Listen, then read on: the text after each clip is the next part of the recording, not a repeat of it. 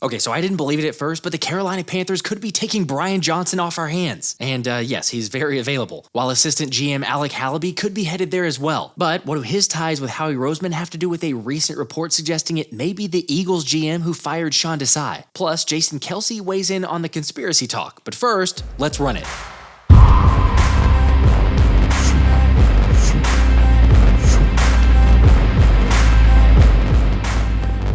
Alright, so the Eagles haven't been getting much positive publicity these days, and understandably so. Again, when you've had one of the worst collapses in NFL history, yes, I know, technically they make the playoffs, but losing 5 of your last 6 games, especially ones to the Cardinals and Giants, doesn't exactly bode confidence. Well, actually, unless you're the Carolina Panthers, that is. After Adam Schefter reported that the NFL's worst team is interested and expected to interview Eagles offensive coordinator Brian Johnson for its head coaching vacancy. And yeah, given what we've seen and know about BJ, I'm right there with you in terms of getting him out of here. Like, I don't know that it makes sense, but let's not forget you're looking at the logic of an owner who threw a drink at a Jaguars fan and ended up getting fined $300,000 for it. Just throw a burrito out your window? Okay, let's be honest, with Dan Snyder gone from Washington, Carolina owner David Tepper might be the worst owner in the league now. Like, instead of potentially landing Jim Harbaugh to take the helm, Tepper is reportedly not willing to give up some control that would be satisfactory to Harbaugh. And while that's really not too surprising, I guess it makes sense to consider a yes man like Brian Johnson, since remember, BJ can't explain why the offense does things at certain times. I don't know if I can answer that question for you.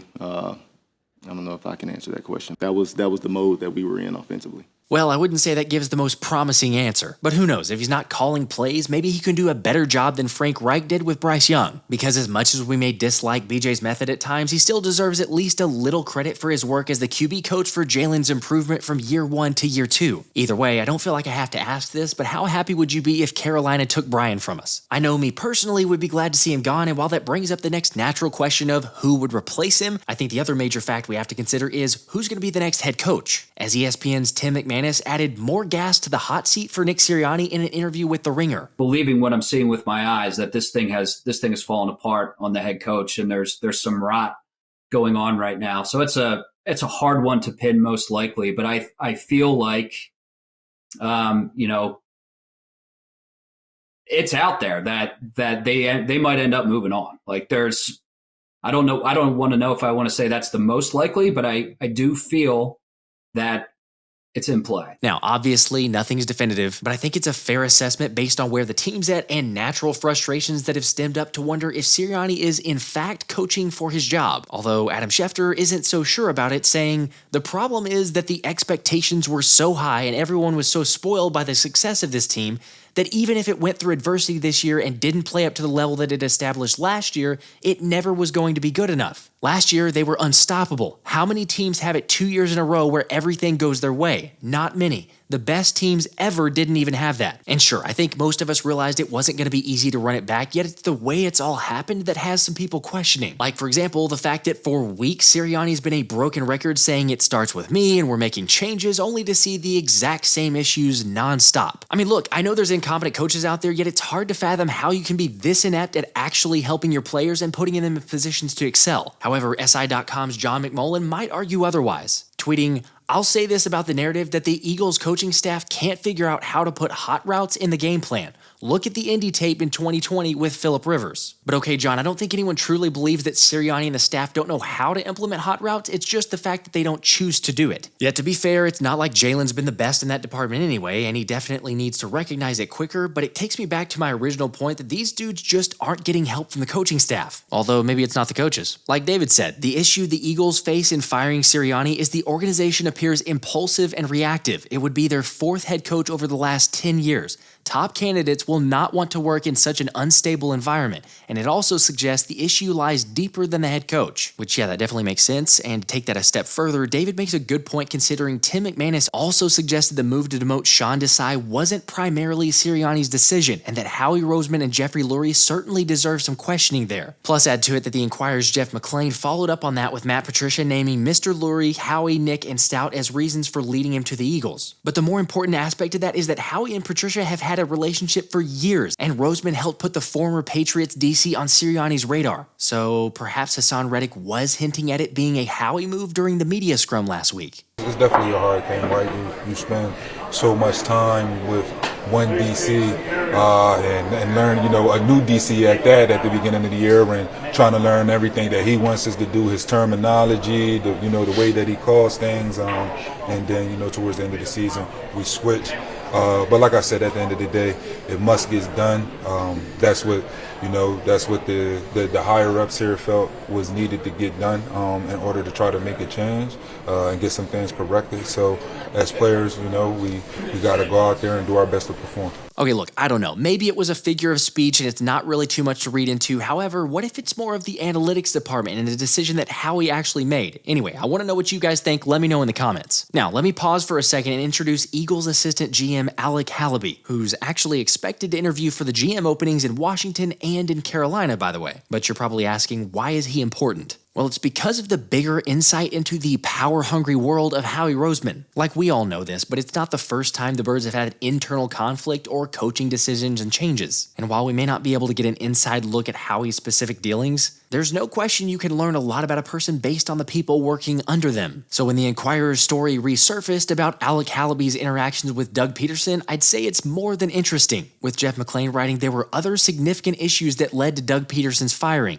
but at the core was Lurie strengthening his grip on this team. The questions now are how involved will he remain with Sirianni as his second straight first-time head coach, and how much of it will revolve around analytics. Because even back then, an Eagles staffer who wanted to remain anonymous said, "You just get a report dropped on your desk, and they never back it up with why they felt that way. Sometimes they weren't even entirely data-driven. They felt more like opinion pieces." And add on top of that, the personnel department receiving Hallaby's reports because he reported to Roseman and, in essence, Lurie, made for not a clear delineation between departments when it came to evaluations, where the pressure, secrecy, and perceived subterfuge led some staffers to jokingly refer to the 5-person analytics team as the Eagles' deep state. It's a real thing, right? Okay, the article also goes on to share that, probably unsurprisingly, that Lurie heavily relies on Howie Roseman for his analytics, and especially within the department, and I've got a link in the description for full details if you want to check it out. However, as Memo pointed out, is Howie coaching through Sirianni, the yes master, as well as acting GM?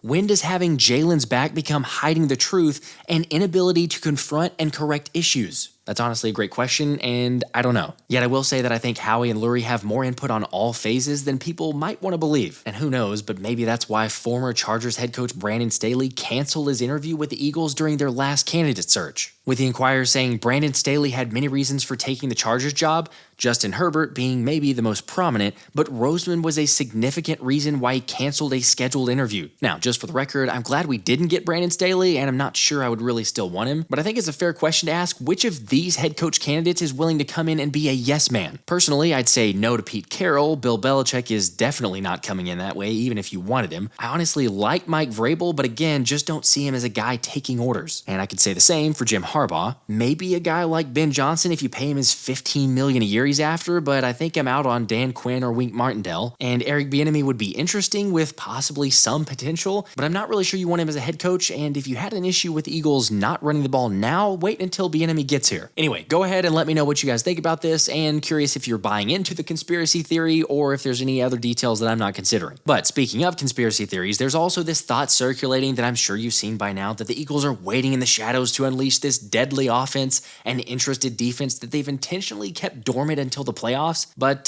Jason Kelce says that's ridiculous. We're not tucking our shirts into practice.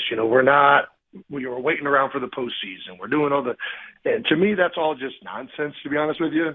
Like, the reason you're not winning is because you're not executing and the plays aren't working out. And everybody just needs to come together and do a better job of that. Whenever I like that. Coaches, yeah, no, that makes a ton of sense. Yeah. Whenever I start hearing coaches or other people in the building, players, fans, whenever I hear these these excuses that aren't as these, we're talking about very minor effects on the outcome of the game.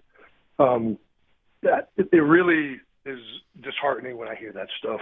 Right, that's where I'm at. It's about executing on top of the coaching issues. But as we've seen, the players have been bad too, with inexplicable blitz pickups and seemingly no awareness at times, as well as whatever you'd call that for tackling attempt. Obviously, the hope is that everyone wakes up for the playoffs, and I'm going to be cheering them on regardless, honestly. So swing by for the watch party on Monday night. We're going to hang out and really just survive through it, whatever it takes place. Also, to end on a positive note, Darius Slay officially confirmed he's back and will be good to go against Tampa, so at least we'll have our best coverage guy out there to take on Mike Evans. Although, hey look, another game with bad weather. I don't know, what are we up to now? 6 or 7 games with some sort of precipitation this season? Thanks to the Tampa forecast currently showing a 96% chance of rain. But it'll at least only be 60 degrees instead of sub-freezing temps, so there's that. Also, we'll have some updates on injuries pretty soon for Jalen, AJ, and Smitty in the coming days, so be sure to subscribe and turn the notifications on since we'll go live with any major updates. I don't know, maybe we can go on a little run, but regardless, it's always go Birds. This has been the Philly Special.